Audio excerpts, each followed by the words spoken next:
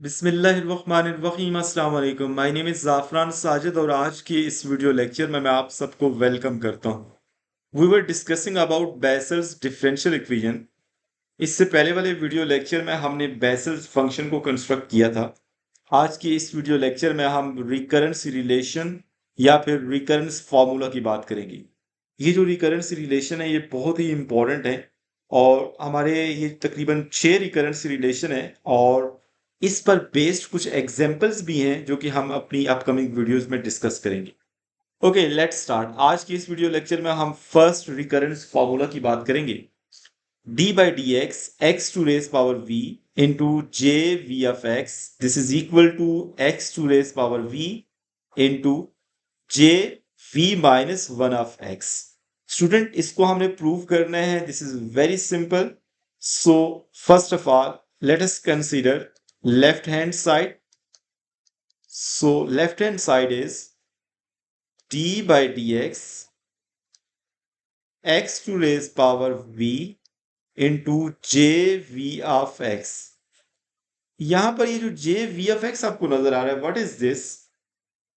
By the definition of vessels function, let me right here, by the definition of vessels function we know that j v of x, इसको मैं यहां पे लिख रहा हूं। Okay, by the definition of Bessel's function we know that j v of x, this is equal to summation n from 0 to infinity minus 1 to raise power n divided by factorial n gamma function of n plus v plus 1 into x over 2 whole power 2n plus v. Okay, so this is the definition of gamma function. Now इसको आपने left hand side में use करना है। ये हमारे पास left hand side थी, इसको मैं यहां पे यूज कर रहा हूं। देखिएगा, this is very simple. d by dx into x to raise power v multiply, यहां पर मैं जे वी ऑफ एक्स की वैल्यू पुट कर रहा हूं। So summation n from 0 to infinity minus 1 to raise power n divided by n factorial gamma function of n plus v plus 1 x over 2 whole power 2n plus v, और bracket को मैं यहां पे close कर रहा हूं। अच्छा student, एक चीज जो बहुत ही इंपॉर्टेंट है, देखिए हमारे पास ये जो जे वी एफ एक्स की वैल्यू है जो कि basically definition of vessels function है। आप ये देखिए कि अगर यहाँ पे v है तो इस जगह पर भी v आया है और इधर पावर में भी v आया है। ओके, मैं इसको हाईलाइट कर देता हूँ ताकि आपके लिए आसानी हो जाए। देखिए हमारे पास यहाँ पे v है ना, सो इधर भी हमारे पास प्लस v है और यहाँ पर भी प्लस v है। अगर लेट्स सपोज यहाँ पे माइनस v आएगा तो फिर इधर भी माइनस v आएगा और इधर भी माइनस v आएगा। सिमिलरली अगर यहाँ पे v प्लस 1 आएगा तो इधर भी v प्लस 1 आएगा और इधर भी v प्लस 1 आएगा। सिर्फ मैं आपको समझा रहा हूं कि किस तरह से यहाँ पे चेंजिंग होगी। Okay, now this is very simple. Student, हमारे पास यहाँ पे अगर आप देखें तो x की पावर v इधर भी है और यहाँ पर भी x की पावर अगर आप सेपरेट कर लेते हैं तो 2n प्लस v है। सो x की जो बेसिस सेम है तो हम पावर को इकट्ठा कर सकते हैं। d by dx into summation n from 0 to infinity minus 1 to raise power n divided by factorial n gamma function of n plus v plus 1। यहां पर मैं 1 over 2 की पावर सेपरेट कर रहा हूं। ओके, 1 over 2 की पावर मैंने separate कर ली 2n plus v multiply x की पावर को मैं सेपरेट कर लेता हूं। x की पावर यहाँ पे क्या है? 2n प्लस v है और एक x की पावर यहाँ पर भी है। दोनों की बेसिस से मैं पावर ऐड हो जाएगी तो 2n प्लस 2v आ जाएगा। ओके, अब यहाँ पर स्टूडेंट मैंने क्या किया, सिंपल जो x वाली टर्म थी ना उनकी पावर को मैंने ऐड कर दी है, बाकी टर्म्स को मैंने सेपरेट कर दी है। नाउ ये सारी टर्म आपके पास कांस्टेंट है। अगर आपने इसको डी बाई डी एक्स का अगर आपने डेरिवेटिव लेना है इस टर्म का, तो ये सारी तो कांस्टेंट है। सिर्फ ये जो एक्स वाली टर्म है इसका डेरिवेटिव आपको लेना पड़ेगा। ओके, आप जरा देखिएगा। So this is equal to, ये सारी टर्म मैं ऐसे लिख रहा हूं, summation n from 0 to infinity, here we have -1 to raise power n divided by summation n plus v plus 1. This is a gamma function of n plus v plus 1 into 1 upon 2 to raise power 2n plus v into, यहां पे अगर आपने इसका derivative लेना है तो power rule use करना पड़ेगा। This is 2n plus 2v, ये पावर स्टार्ट में आ जाती है। ओके, एक पावर कम कर दें, सो 2n प्लस 2v माइनस 1, ये कुछ इस तरह से आ जाएगा। Now in the next step, अब स्टूडेंट यहाँ पे क्या होगा, इसको मैं यहाँ पे लिख रहा हूँ, जरा देखिएगा। Okay,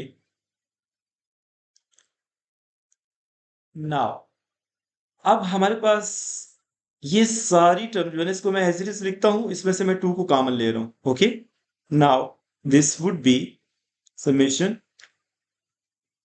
n from 0 to infinity -1 to raise power n divided by n factorial gamma of n plus v plus 1।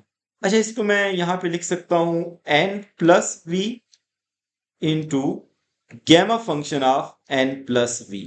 ये मैंने कैसे लिखा है मैं आपको समझा देता हूं। Into 1/2 whole power 2n plus v into x to raise power, sorry यहाँ पे एक टर्म ये वाली भी रहती है, इसमें से मैंने 2 कॉमन लेने हैं। सो मैं यहाँ पे इसमें से 2 कॉमन ले रहा हूँ स्टूडेंट, 2 मैंने कॉमन लिया, बाकी क्या बचेगा n प्लस v, और lastly x to raise power 2n plus 2v minus 1। Okay, now ये वाली टर्म जिसको मैंने यहाँ पे हाईलाइट किया है, इसको मैंने कैसे लिखा है मैं भी अब समझाने लगा हूं, जरा देखिएगा। गैमा फंक्शन की जो प्रॉपर्टी होती है स्टूडेंट, वो क्या होती है, मैं यहाँ पे लिख रहा हूं।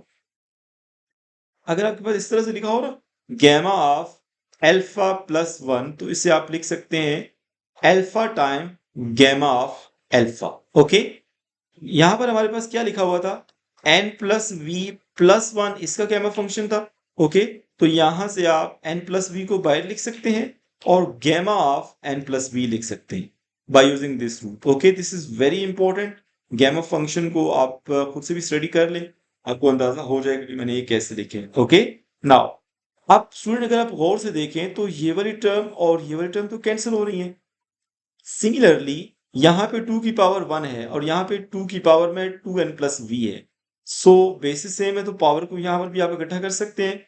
Summation n from 0 to infinity -1 to raise power n, okay, divided by, here we have n factorial n plus v और इसका गैमा फंक्शन मल्टीप्लाई 1 अपॉन, अब 1 की पावर एक्सेप्ट कर दें और 2 की पावर सेपरेट कर दें, 2n प्लस v, और एक 2 की पावर यहाँ 1 है तो उसको नीचे लेके आएंगे तो -1 हो जाएगा, multiply x to raise power, यहाँ पे x की पावर v को मैं सेपरेट कर रहा हूं और बाकी x की power 2n plus v minus 1 को मैं सेपरेट कर रहा हूं। Okay, now this is very simple. अब स्टूडेंट हम क्या करेंगे, अगर आप गौर से देखें, x, ये जो 2 की पावर है और ये जो x की पावर है, ये दोनों सेम है, तो इसको आप एक टर्म के तौर पे लिख सकते हैं और x की पावर v को आप स्टार्ट में लिख लें। Now x to raise power v को मैं इधर स्टार्ट में लिख रहा हूं, सो x की पावर v को मैंने यहाँ पे स्टार्ट में लिख लिया।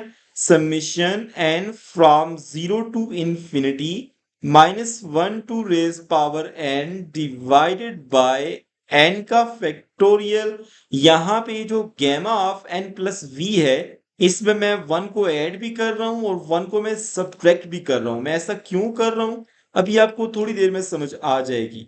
और ये जो दो टर्म्स है जिनकी पावर सेम है, इसको मैं इकट्ठा लिख रहा हूं x/2 whole power 2n plus v minus 1। Now student हमारे लिए काम काफी आसान हो गया है। अभी जरा देखिएगा आप, हमारे पास यहाँ पे कुछ टर्म्स को मैं यहाँ पे हाईलाइट कर रहा हूं, और जैसे कि आपके पास ये v माइनस 1 है, यहाँ पर भी v माइनस वन है। इसका क्या मतलब हुआ? अगर आप इसको थोड़ा-सा अंडरस्टैंड करें, जो बेसिस फंक्शन की डेफिनेशन है, उसको अगर आप अंडरस्टैंड करें, जैसे कि मैंने आपको समझा भी दिया था, मैं आपको दिखा देता हूँ। मैं इस टर्म की बात कर रहा हूँ। यहाँ पे देखें, अगर v था तो इधर भी v था और यहाँ पर भी v आया था। अगर यहाँ पर v माइनस वन है, इधर भी v माइनस वन है, तो इसका मतलब है कि यहाँ पर भी v माइनस वन आएगा। Okay, so what does that mean? कि हमारे पास ये वाला जो स्टेप है, इसको मैं कुछ इस तरह से भी लिख सकता हूँ, x to raise power v, और इस सारी टर्म को मैं लिख सकता हूँ जे v minus one of x. मैंने ऐसा क्यों लिखा? क्योंकि यहाँ पर भी v माइनस वन है और यहाँ पर भी v माइनस वन है, तो इसका मतलब है कि ये बेसिस फंक्शन की जो डेफिनेशन है, उसकी रूप से मैं फिर इसको J v minus one of x लिख सकता हूँ। So this is exactly equal to right hand side. सो इस तरह से हमने जो पहला हमारा जो रिकरेंस रिलेशन है, हमने उसको प्रूव कर दी है। अगर आप लोगों को इस लेक्चर में कुछ चीज समझ नहीं आई तो आप कमेंट बॉक्स में कमेंट करके पूछ भी सकते हैं। Thank you so much for watching my video.